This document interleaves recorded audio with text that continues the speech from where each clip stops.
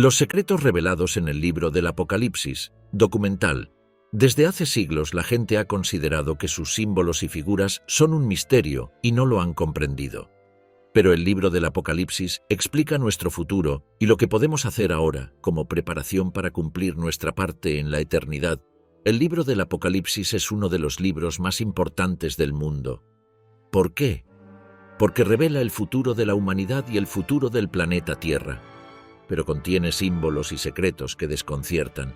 ¿Qué quiere decir este último libro de la Biblia? ¿Cómo lo afectará a usted? ¿Cómo afectará su futuro? El apóstol Juan fue exiliado a la isla de Patmos, en la costa sudoeste de Turquía, que los romanos estaban utilizando como colonia penal. Juan ya había escrito 3 de las epístolas que formarían parte del Nuevo Testamento, cuando Dios lo inspiró, alrededor del año 95 después de Cristo de la era cristiana, para que escribiera el libro del Apocalipsis. Dios le dijo a Juan que escribiera lo que veía, y pronunció una bendición sobre los que estudiaran lo que Juan escribió. Bienaventurado el que lee, y los que oyen las palabras de esta profecía, y guardan las cosas en ella escritas, porque el tiempo está cerca. Sí, Dios Todopoderoso promete que lo bendecirá a usted si cumple su mandato de leer y escuchar las palabras del Apocalipsis. Es decir, si usted guarda o toma en serio lo que está escrito en este libro que es de tan vital importancia. Juan envió el mensaje de su visión a 7 iglesias situadas sobre una ruta de correo en Asia Menor. Esas iglesias continúan teniendo significado para nosotros. Eran Éfeso, Esmirna, Pérgamo, Tiatira, Sardis, Filadelfia y Laodicea. Hoy se pueden visitar sitios arqueológicos en esas ciudades de Turquía occidental. El estado espiritual de esas 7 iglesias ha sido reflejado en la Iglesia de Dios durante el transcurso de los últimos 2 milenios. El revelador Jesucristo nos dice que aprendamos lecciones de cada iglesia. 7 veces, una vez por cada iglesia, nos dice: el que tiene oído, oiga lo que el Espíritu dice a las iglesias. ¿Será posible que alguna de estas descripciones concuerde con el estado espiritual de usted? Las 7 iglesias. Jesús describe a la iglesia en Éfeso de esta manera: tengo contra ti que has dejado tu primer amor. Su advertencia a los efesios es esta: recuerda por tanto de dónde has caído y arrepiéntete y haz las primeras obras. ¿Ha perdido usted su primer amor de cristiano? Esmirna fue una iglesia perseguida. Jesús le dice en Apocalipsis 2:9: yo conozco tus obras y tu tribulación y tu pobreza, pero tú eres rico. Sé fiel hasta la muerte y yo te daré la corona de la vida. ¿Ha resistido usted fielmente los sufrimientos y persecuciones?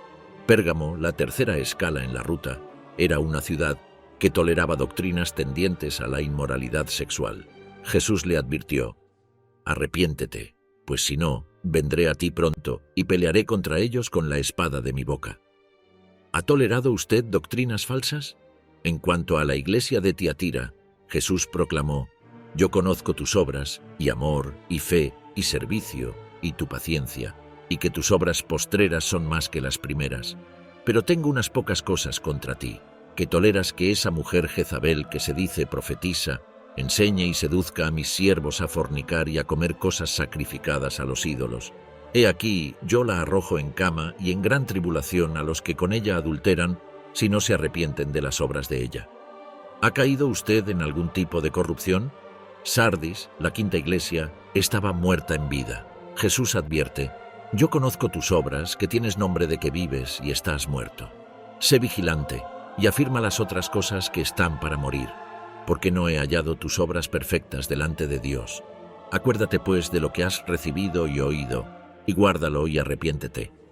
¿Tiene usted fe viviente?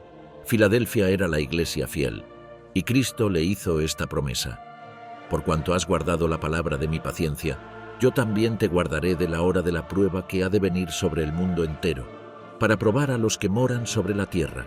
He aquí, yo vengo pronto, retén lo que tienes, para que ninguno tome tu corona. ¿Está usted reteniendo la verdad de Dios? Laodicea, la última iglesia en la ruta postal, era una iglesia tibia.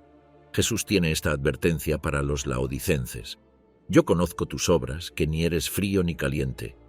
Ojalá fueses frío o caliente, pero por cuanto eres tibio y no frío ni caliente, te vomitaré de mi boca. ¿Cómo está su fe? tibia? Jesucristo desea que escuchemos la totalidad de los mensajes, pues en ellos revela los cambios que debemos hacer en nuestra vida. 7 veces nos dice: el que tiene oído, oiga lo que el Espíritu dice a las iglesias, a las 7 iglesias. Los 7 mensajes de Cristo también revelan características espirituales y actitudes de la Iglesia cristiana desde los tiempos de Cristo hasta el final de esta era.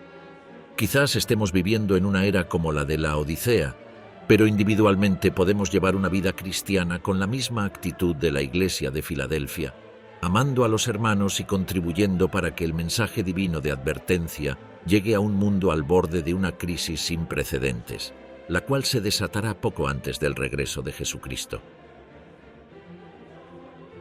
Una visión del cielo. En Apocalipsis 4, Juan escribe su visión del cielo. Ve nada menos que la sala del trono de Dios con un arco iris en torno al puesto de autoridad del Padre. ¡Qué extraordinario es y cómo inspira que Dios nos haya descrito su trono celestial! ¿Piensa usted en ese trono al orar? Los cristianos pueden orar directamente a Dios en el cielo por medio de su Salvador y sumo sacerdote Jesucristo. Acerquémonos, pues, confiadamente al trono de la gracia, para alcanzar misericordia y hallar gracia para el oportuno socorro. Hebreos 4:16. Dé gracias a Dios porque usted puede acudir a Él en oración. Mientras lee Apocalipsis 4, no deje de meditar en la majestad y la gloria del trono de Dios. Apocalipsis 5 trae la visión que tuvo Juan de un rollo sellado con 7 sellos. En el primer siglo de nuestra era, los escribas creaban sus manuscritos en largas tiras de papiro o pergamino, que se guardaban enrolladas. Juan escribe: «Vi en la mano derecha del que estaba sentado en el trono un libro escrito por dentro y por fuera, sellado con 7 sellos, y vi a un ángel fuerte que pregonaba a gran voz: ¿quién es digno de abrir el libro y desatar sus sellos?» Entonces Juan llora porque no hay nadie digno de abrir el rollo, hasta que el Cordero de Dios, Jesús, empieza a abrir los sellos. Dios revela nuestro asombroso futuro al decir: «Eres digno, Jesucristo, el Cordero, de tomar el libro y abrir sus sellos, porque fuiste degollado y compraste para Dios con tu sangre hombres de toda raza, lengua, pueblo y nación, y has hecho de ellos para nuestro Dios un reino de sacerdotes, y reinan sobre la tierra». Biblia de Jerusalén. Jesús, el Cordero de Dios, derramó su sangre por los pecados de cada ser humano. Quienes sinceramente se hayan arrepentido de sus pecados y hayan demostrado su fe mediante el bautismo tal como lo manda la palabra de Dios, han recibido el perdón de sus pecados, han sido redimidos. Quizás usted haya llegado a un punto en la vida cuando se da cuenta de la necesidad del perdón. Comprende que necesita dar un viraje a su vida, hacer un cambio dramático. Si piensa seriamente hacer el cambio, lo invitamos a hablar con un verdadero ministro de Jesucristo. Puede ponerse en contacto con una de nuestras oficinas regionales que figuran en este sitio. Quienes se arrepientan y den un cambio en su vida, obedeciendo a su Salvador, tienen ante sí un futuro glorioso. Van a heredar la tierra como hijos de Dios inmortalizados y glorificados, y durante el milenio van a gobernar junto con Cristo. Dios revela nuestro futuro increíble y glorioso. El cristiano fiel heredará la tierra y todas las cosas, incluido el universo. Si Dios lo está llamando ahora, es algo que no querrá perderse. Apocalipsis 6 presenta los primeros 4 sellos. Estos son los famosos 4 jinetes del Apocalipsis. Vea el recuadro, la marcha de los 4 jinetes. Los 4 jinetes y sus caballos simbolizan una gran devastación sobre la tierra. ¿Pero qué significan exactamente? En su profecía del Monte de los Olivos, que se encuentra en Mateo 24, Marcos 13 y Lucas 21, Jesús, el revelador, hace un esbozo de ciertos sucesos proféticos. Estos sucesos proféticos explican los 4 jinetes del libro del Apocalipsis, que simbolizan cristos falsos y una falsa religión, la guerra y sus efectos espantosos, las hambrunas que normalmente siguen después de una guerra y las plagas y enfermedades que suelen aparecer después de una hambruna. Al mundo le esperan tiempos terribles. Tenemos que estar preparados. Estos 4 jinetes harán estragos en toda la tierra. Sí, siempre ha habido guerras, hambre y enfermedades, pero los 4 jinetes intensificarán su marcha en los próximos años y veremos muertes y víctimas sin precedentes. No habrá solamente estragos de las grandes guerras, sino que los males del terrorismo aumentarán contra las naciones si éstas no se arrepienten de su inmoralidad y su iniquidad. Llegará un momento cuando los trágicos sucesos del 11 de septiembre del 2001 parecerán algo pequeño en comparación con los terrores que caerán sobre las naciones. Luego vendrá el quinto sello. Cuando abrió el quinto sello, vi bajo el altar las almas de los que habían sido muertos por causa de la palabra de Dios y por el testimonio que tenían. Aquí se describe el martirio de los santos, los cristianos verdaderos. En el primer siglo, el emperador romano Nerón persiguió a los cristianos y los hizo matar. El quinto sello también indica una gran persecución sobre los santos en el tiempo del fin. Luego Jesús abre el sexto sello, revelando señales celestiales que sacudirán a los pobladores de toda la tierra. ¿Qué señales son estas? Miré cuando abrió el sexto sello, y he aquí hubo un gran terremoto, y el sol se puso negro como tela de cilicio, y la luna se volvió toda como sangre, y las estrellas del cielo cayeron sobre la tierra, como la higuera deja caer sus higos cuando es sacudida por un fuerte viento. Y el cielo se desvaneció como un pergamino que se enrolla, y todo monte y toda isla se removió de su lugar. La profecía bíblica habla de una época cuando asteroides y meteoros atravesarán los cielos. Habrá tremendos sismos que sacudirán la tierra bajo nuestros pies. Hemos visto terremotos y tsunamis fuertes en años recientes, pero los que nos aguardan serán mucho más severos, tanto que van a desplazar islas y montes. Esas señales celestiales dan paso al séptimo sello, conocido como el Día del Señor, el tiempo de la ira y el juicio divino sobre un mundo malagradecido y rebelde, tiempo en que Jesucristo, el Cordero, ejecutará los justos juicios de Dios. El Día del Señor también se llama el gran día de su ira. Al abrirse el séptimo sello encontramos que comprende 7 juicios. Cuando abrió el séptimo sello, se hizo silencio en el cielo como por media hora, y vi a los 7 ángeles que estaban en pie ante Dios, y se les dieron 7 trompetas. Con sus trompetas, los ángeles anuncian las plagas que asolarán la tierra. Estas plagas causarán inmenso sufrimiento a quienes vivan en esa época de tribulación, con excepción del puñado de personas que Dios protegerá en un lugar seguro. Pero hay buenas noticias. Inmediatamente después del día del Señor viene el glorioso reino de Dios que Jesucristo establecerá sobre la tierra. Sí, Jesucristo va a regresar con gran poder y amor para dar comienzo a su gobierno de 1000 años sobre el planeta Tierra. Dios promete bendiciones como hemos visto. Dios promete una bendición a quienes estudian su palabra y se esfuerzan por regir su vida conforme a ella. No deje pasar la bendición de Dios. Lea el libro del Apocalipsis, sabiendo que Él lo bendecirá mientras usted se esfuerza por comprender y practicar su camino de vida. Nuestro mundo actual se encuentra en un estado de peligro y confusión. La profecía bíblica prevé más sismos, sequías, inundaciones, huracanes, erupciones volcánicas y otros desastres naturales. Aún los científicos y los geopolíticos están previendo ya un gran aumento en los desastres ambientales y los conflictos militares según avanza el siglo XXI. Nos esperan tiempos penosos, pero el libro del Apocalipsis también revela la misericordiosa intervención de Dios durante el día del Señor y el regreso del Príncipe de Paz, Jesucristo. Sabemos que la séptima trompeta nos traerá buenas noticias. El séptimo ángel tocó la trompeta y hubo grandes voces en el cielo que decían: «Los reinos del mundo han venido a ser de nuestro Señor y de su Cristo, y Él reinará por los siglos de los siglos». Los auténticos cristianos se alegrarán ante ese anuncio, pero las potencias militares y las naciones engañadas no se alegrarán, sino todo lo contrario. Te damos gracias, Señor Dios Todopoderoso, el que eres y que eras y que has de venir, porque has tomado tu gran poder y has reinado, y se airaron las naciones, y tu ira ha venido, y el tiempo de juzgar a los muertos, y de dar el galardón a tus siervos, los profetas, a los santos, y a los que temen tu nombre, a los pequeños y a los grandes, y de destruir a los que destruyen la tierra. El Rey de Reyes, Jesucristo, ganará la guerra pese al inmenso poderío militar combinado de una humanidad rebelde. Cristo va a juzgar a las potencias mundiales malignas simbolizadas por las bestias de Apocalipsis 13 y 17. ¿Quién es la bestia de Apocalipsis 13 que parece un leopardo de 7 cabezas y 10 cuernos, con patas como de oso y boca de león? ¿Quién es la bestia de 2 cuernos que parece un cordero pero habla como dragón?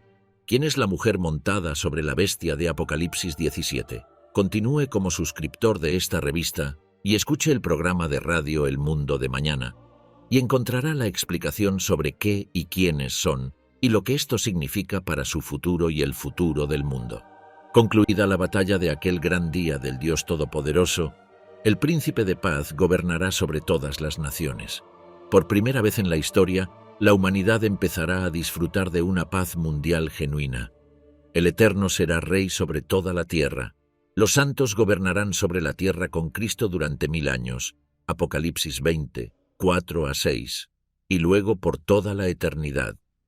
El libro del Apocalipsis revela que podemos estar seguros del futuro reino de Dios. Mientras observamos y esperamos, debemos orar diariamente. Venga tu reino. Poco después de concluidos los 1000 años de gobierno de Cristo sobre la tierra, la Nueva Jerusalén vendrá a una tierra y unos cielos renovados. Dios habrá quitado a Satanás, el diablo, de una vez por todas, y el universo gozará una paz gloriosa por toda la eternidad. Nos esperan tiempos peligrosos, pero el libro del Apocalipsis nos da esperanza. Esperanza de un tiempo cuando el pueblo fiel de Dios heredará la tierra y, con el tiempo, todo el universo. Demos gracias a Dios por la gloria que va a derramar sobre nosotros y sobre toda su creación. El apóstol Juan describe 4 jinetes que simbolizan un gran engaño y una gran devastación para la humanidad y la vida en la tierra. Miré, y he aquí un caballo blanco, y el que lo montaba tenía un arco, y le fue dada una corona, y salió venciendo, y para vencer. Cuando abrió el segundo sello, oí al segundo ser viviente que decía: «Ven y mira». Y salió otro caballo bermejo, y al que lo montaba le fue dado poder de quitar de la tierra la paz, y que se matasen unos a otros, y se le dio una gran espada. Cuando abrió el tercer sello, oí al tercer ser viviente que decía: «Ven y mira». Y miré, y he aquí un caballo negro, y el que lo montaba tenía una balanza en la mano. Y oí una voz de en medio de los 4 seres vivientes que decía: 2 libras de trigo por 1 denario, y 6 libras de cebada por 1 denario, pero no dañes el aceite ni el vino. Cuando abrió el cuarto sello, oí la voz del cuarto ser viviente que decía: «Ven y mira». Miré, y he aquí un caballo amarillo, y el que lo montaba tenía por nombre Muerte, y el Hades le seguía, y le fue dada potestad sobre la 4ª parte de la tierra, para matar a espada, con hambre, con mortandad y con las fieras de la tierra. La mayoría de los estudiosos sostienen 2 fechas principales para la composición del Apocalipsis: la fecha temprana o nerónica, o durante el reinado del emperador Nerón, alrededor del año 65 después de Cristo, y la fecha tardía o domitiana, o durante el reinado de Domiciano, alrededor del año 95 después de Cristo. La fecha de composición del Apocalipsis se ha convertido en una cuestión importante en los últimos años debido al auge del preterismo, que enseña que el libro del Apocalipsis profetizó sobre la caída de Jerusalén y no sobre acontecimientos que todavía son futuros para nosotros hoy. ¿Qué debemos creer? ¿Que el Apocalipsis habla de acontecimientos que ya han tenido lugar en el pasado o que todavía queda por cumplir en el futuro? El eje del punto de vista preterista es una fecha temprana, 64 a 67 después de Cristo, para la escritura del libro de Apocalipsis. Obviamente, si el Apocalipsis fue escrito después del año 70 después de Cristo, cuando Jerusalén cayó en manos de Roma, entonces no podría estar profetizando este evento. Los preteristas reconocen abiertamente la importancia crítica de la fecha temprana del Apocalipsis para su propia posición. En una reseña del comentario de su colega preterista David Chilton sobre el Apocalipsis, titulado The Days of Vengeance, Kenneth Gentry observa: si se pudiera demostrar que el Apocalipsis fue escrito 25 años después de la caída de Jerusalén, toda la labor de Chilton se esfumaría.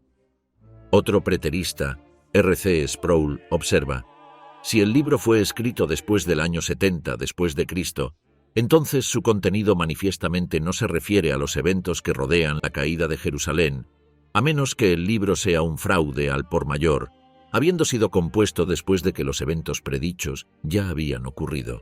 A diferencia del punto de vista preterista, el enfoque futurista no depende de ninguna fecha específica para la escritura del libro. Incluso si la fecha temprana es cierta, La visión futurista del Apocalipsis podría seguir siendo correcta, y la visión preterista podría ser incorrecta. Como se ha señalado a menudo, una posición teológica es tan fuerte como su eslabón más débil. La fecha del Apocalipsis es el eslabón más débil, el talón de Aquiles, del punto de vista preterista. Como el Apocalipsis no indica la fecha en que fue escrito, nos queda buscar pistas sobre la fecha más probable de su composición. Y cuando se trata de determinar la fecha de un libro de la Biblia, hay dos tipos principales de pruebas: externas e internas. La evidencia externa examina el material fuera de la Biblia para obtener información sobre la fecha del libro. La evidencia interna considera la evidencia dentro del propio texto del libro en busca de pistas que apunten a la época de la escritura. Ambas líneas de evidencia apuntan fuertemente en la dirección de la fecha tardía o domiciana, 95 después de Cristo, como la visión correcta. Aquí solo disponemos de un breve espacio para examinar las pruebas externas e internas. Si desea más material sobre esto, puede leer mi disertación de doctorado realizada en el Seminario Teológico de Dallas, que está disponible en pre-trip.org, la evidencia externa. El testimonio antiguo más importante sobre la fecha del Apocalipsis es Ireneo. Él es la prueba A de la fecha tardía. La importancia de su testimonio no puede ser exagerada porque su credibilidad como testigo es extraordinaria. Ireneo pasó su juventud en Esmirna, donde se encuentra una de las 7 iglesias a las que se dirigió el Apocalipsis, y afirma haber sido alumno de Policarpo, obispo de Esmirna, que a su vez fue alumno del apóstol Juan. Por lo tanto, difícilmente podría imaginarse un testigo más informado y fiable. La contundente afirmación de Ireneo sobre la fecha de redacción del Apocalipsis se conserva en latín por Ireneo y en griego por Eusebio.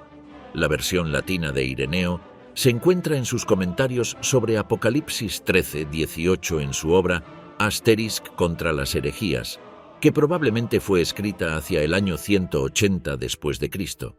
Escribió: porque si fuera necesario que el nombre de él, el anticristo, fuera revelado claramente en este tiempo, habría sido dicho por aquel que vio la visión apocalíptica, porque no fue vista hace mucho tiempo, sino casi en nuestra generación, hacia el final del reinado de Domiciano. Ireneo se refirió a la visión apocalíptica de Juan y la situó hacia el final del reinado de Domiciano. Dado que el reinado de Domiciano terminó en el año 96 después de Cristo, sobre la base del testimonio de Ireneo, podría decirse con credibilidad que el Apocalipsis fue escrito hacia el año 95-96 después de Cristo.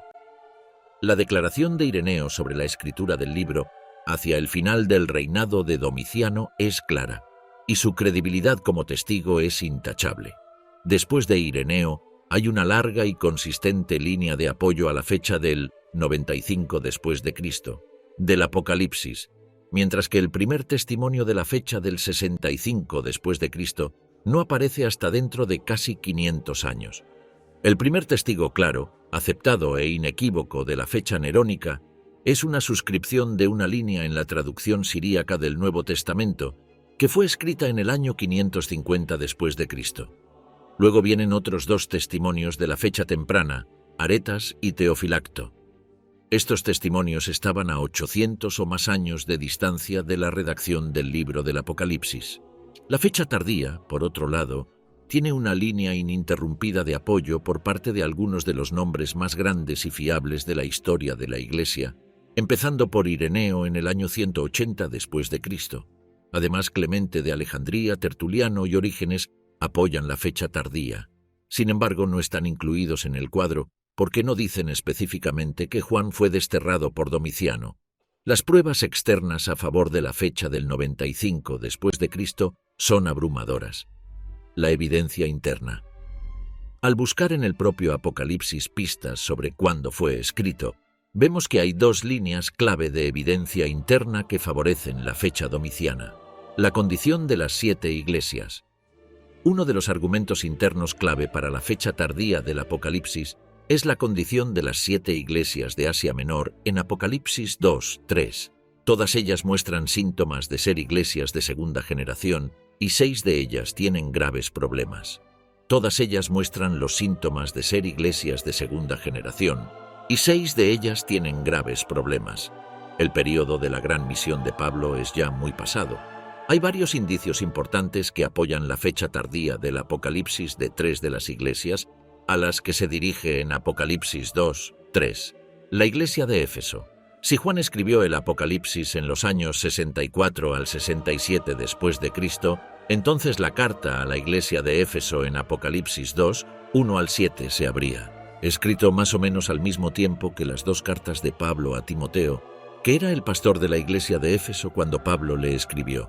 Así que si el Apocalipsis fue escrito en el 64 al 67, entonces las palabras de Juan a la iglesia en Apocalipsis 2, 1 al 7, habrían sido muy seguidas por las 2 cartas de Pablo a Timoteo. Esto plantea un serio problema. ¿Por qué Juan mencionó la pérdida del primer amor de los efesios por el Señor o la presencia de los nicolaitas entre ellos, pero no Pablo? ¿Y por qué Pablo no mencionó estos problemas en el libro de Efesios, que probablemente fue escrito en el año 62? La declaración de Jesús a la iglesia de Éfeso en Apocalipsis 2, 2 de que se había guardado bien del error, no encaja con lo que sabemos de esta iglesia en tiempos de Nerón. Los que apoyan la fecha temprana del Apocalipsis suelen responder a este punto señalando que el error puede estallar muy rápidamente en una iglesia. Como ejemplo, a veces citan las iglesias de Galacia, a las que Pablo reprendió por abandonar tan rápidamente el Evangelio. Pero hay una gran diferencia entre la condición y la madurez de las iglesias de Galacia después de la breve visita de Pablo en su primer viaje misionero y la iglesia de Éfeso, donde Pablo enseñó durante 3 años, donde Apolos enseñó, donde Priscila y Aquila ministraron y donde Timoteo pastoreó durante varios años. Además, en Apocalipsis 2, 1 al 7 no se menciona la gran labor misionera de Pablo en Asia Menor. En su tercer viaje misionero, Pablo hizo de Éfeso su cuartel general durante 3 años y tuvo allí un profundo ministerio. Si Juan escribió el Apocalipsis en los años 64 al 67 después de Cristo, es inexplicable que no se mencione a Pablo en las cartas a las 7 iglesias de Asia Menor. Sin embargo, si Juan escribió 30 años más tarde, a la segunda generación de feligreses, entonces la omisión se entiende fácilmente: la iglesia de Esmirna. Al parecer, la iglesia de Esmirna ni siquiera existía durante el tiempo del ministerio de Pablo. Policarpo era el obispo de Esmirna, y en su carta a los filipenses, escrita alrededor del año 110 de Cristo, Policarpo dijo que los esmirneanos no conocían al Señor durante el tiempo en que Pablo estaba ministrando. No he observado ni oído nada semejante entre vosotros, en medio de los cuales trabajaba el bienaventurado Pablo, y que eran sus cartas de recomendación al principio, porque él se jacta de vosotros en todas las iglesias, es decir, solo en las que en aquel tiempo habían llegado a conocer al Señor, pues nosotros aún no lo habíamos conocido. Policarpo estaba diciendo que Pablo alababa a los creyentes filipinos en todas las iglesias, pero que durante el ministerio de Pablo en los años 50 y 60 después de Cristo, la iglesia de Esmirna ni siquiera existía. La iglesia de Laodicea. La iglesia de Laodicea es la única de las 7 iglesias, y Sardis puede ser otra, que no recibe ningún elogio en el Nuevo Testamento. En su carta a los colosenses, probablemente escrita en los años 60 al 62 después de Cristo, Pablo menciona la iglesia de allí 3 veces. En ningún momento dijo nada negativo. En cambio, las palabras de Juan sobre la iglesia de Laodicea fueron muy negativas. Si Juan hubiera escrito el Apocalipsis en el año 64 al 67 desde Cristo, como afirman los preteristas, habría sido inmediatamente después de los comentarios de Pablo en Colosenses. Pero seguramente se habrían necesitado más de 2 a 7 años para que la iglesia de Laodicea se apartara tan completamente de su anterior estatus aceptable que no se pudiera decir absolutamente nada bueno de ella. La Odisea también se describe en el Apocalipsis como floreciente económicamente. Jesús cita a la iglesia diciendo: «Soy rico y me he enriquecido, y no tengo necesidad de nada». Sin embargo, es interesante observar que la ciudad sufrió una gran devastación a causa de un terremoto en el año 60 después de Cristo. Después del terremoto, los laodicenses rechazaron toda ayuda y asistencia de Roma, prefiriendo reconstruir su ciudad arruinada con sus propios recursos. Tácito, el historiador romano, en sus anales describe este espíritu independiente. En el mismo año, la Odisea, una de las famosas ciudades asiáticas, quedó en ruinas por un terremoto, pero se recuperó por sus propios medios, sin ayuda de nosotros. La magnitud de los daños sufridos por la Odisea y el tiempo que se tardó en reconstruir la ciudad son pruebas contundentes en apoyo de la fecha tardía del Apocalipsis. La mayoría de las principales ruinas que sobreviven hoy en la Odisea son de edificios construidos después del terremoto. Fueron reconstruidos a expensas de ciudadanos individuales y no se terminaron hasta el año 90 después de Cristo aproximadamente. De hecho, la finalización del estadio puede fecharse con precisión a finales del año 79 después de Cristo, y las inscripciones de otros edificios indican que también pueden fecharse en este mismo periodo. Las nuevas puertas y fortificaciones parecen haber culminado la reconstrucción de la Odisea. Es probable que la Gran Puerta Triple, Puerta de Siria, y las torres no estuvieran terminadas hasta el año 80 y 8 al 90. Esto significa que la reconstrucción de la Odisea llevó toda una generación.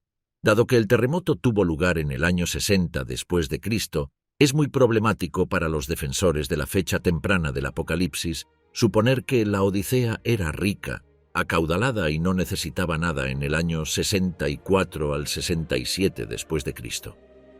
Durante esos años, la ciudad todavía estaba en las primeras etapas de un programa de reconstrucción que duraría otros 25 años. Sin embargo, si el Apocalipsis fue escrito en el año 95, la descripción de la Odisea como una ciudad rica y sin necesidad de nada sería muy plausible, ya que para entonces la ciudad estaba completamente reconstruida y era próspera, y sus habitantes se jactaban en el orgullo de su gran logro.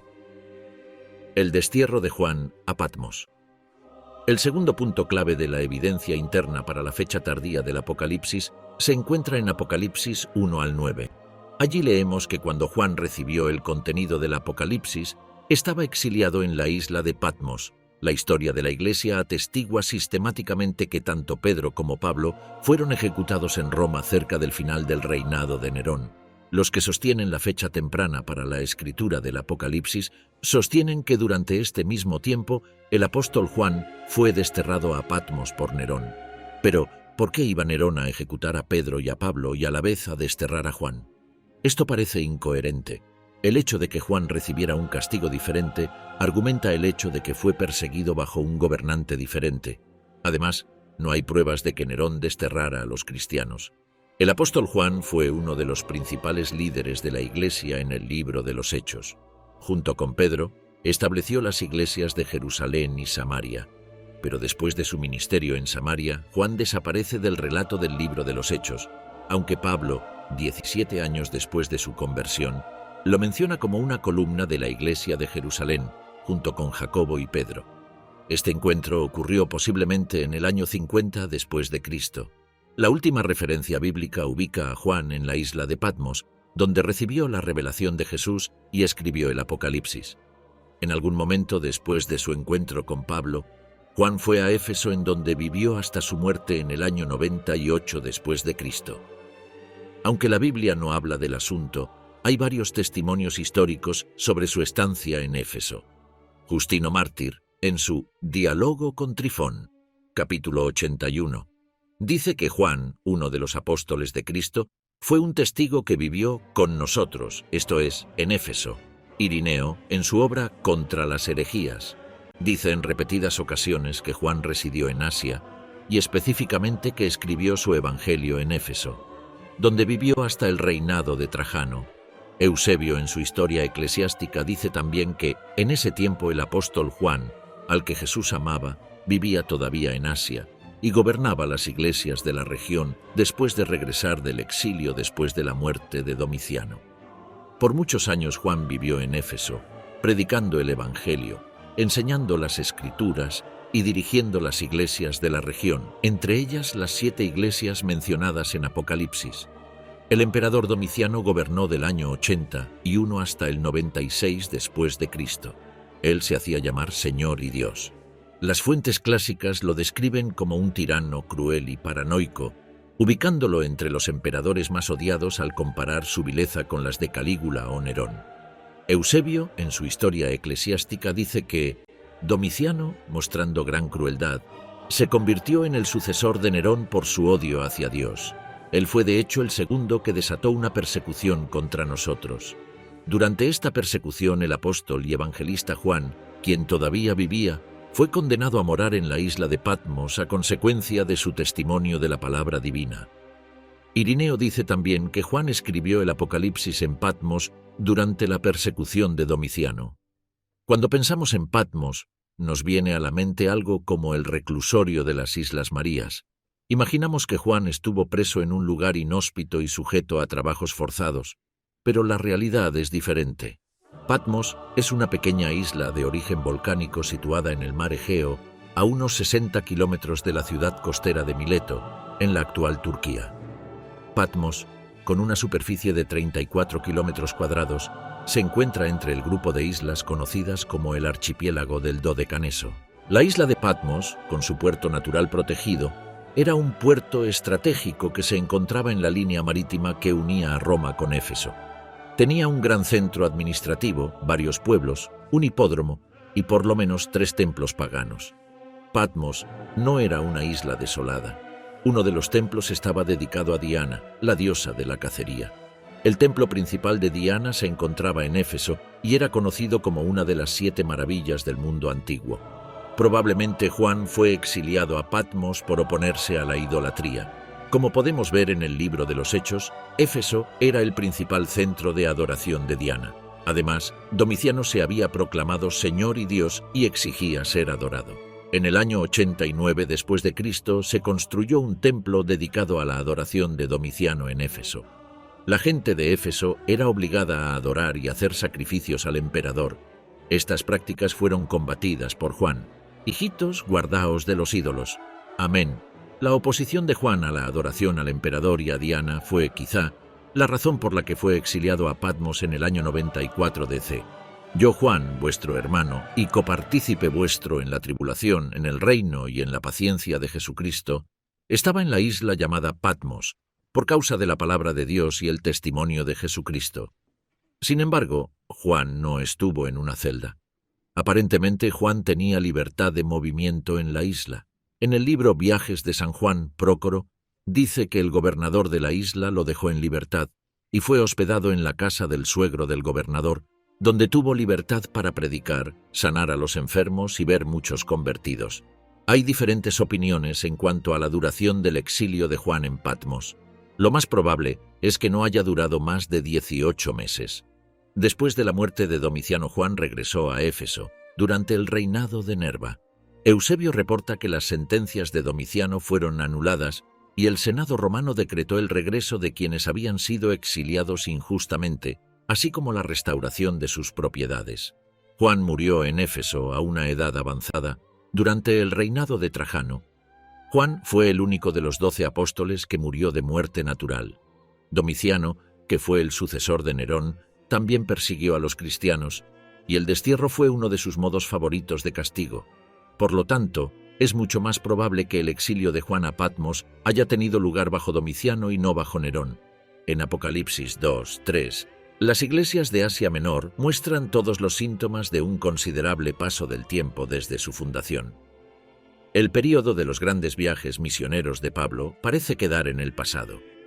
Juan es el superintendente humano reconocido de las iglesias y no menciona a Pablo en ninguna de las cartas de Apocalipsis 2 y 3. Asimismo, Pablo no menciona a Juan en ninguna de sus 3 cartas a Éfeso escritas entre principios y mediados de los años 60. Efesios, Primera y Segunda Timoteo. Todos los indicadores de fechas clave en Apocalipsis 2 y 3 apuntan a una fecha tardía para la redacción de Apocalipsis. Como resultado de su intenso estudio de la imaginería local de las 7 iglesias, el estudioso del Nuevo Testamento Colin Hemmer concluye: empecé con una aceptación provisional de la datación domiciana ortodoxa y he sido confirmado en ese punto de vista por estudios posteriores. Afirmamos, por tanto, la fecha domiciana de las cartas a la luz del tipo de pruebas consideradas, al tiempo que reconocemos que muchos de estos indicios son inciertos.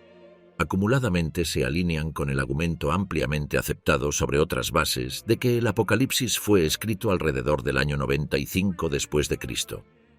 Teniendo en cuenta todas las pruebas relevantes, tanto externas como internas, La opinión más firme es que el apóstol Juan escribió el libro del Apocalipsis en el año 95 después de Cristo, mientras estaba exiliado por el emperador romano Domiciano en la isla de Patmos.